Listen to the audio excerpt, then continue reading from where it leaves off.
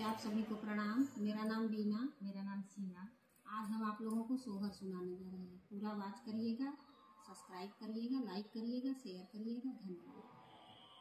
अरे मैया मारले ताब मारले मारी गईले सैया जी से हार गईले सैया जी से हार गईले हो।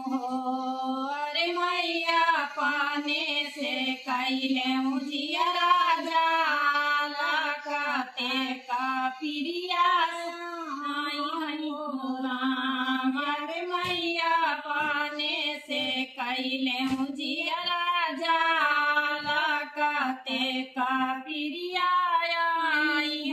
हो राम। पहली प्रिया जब अइले चौकठवा सिरवा दे मारू चौकठवा सिरवा दे मारू हो।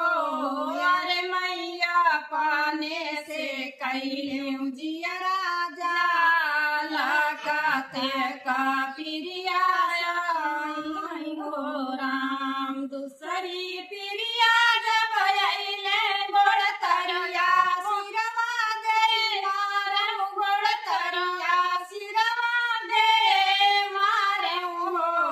अरे मैया पाने से कैले जिया राजा लाका प्रिया हो राम। अरे मैया पाने से कैले जिया राजा लाका प्रिया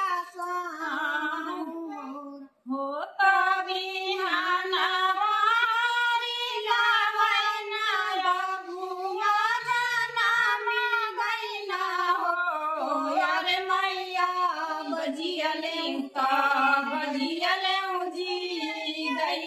सैया जी से जीती गईले सैया जी से जीती गईले हो। धन्यवाद। इसी तरह लगा करके गाना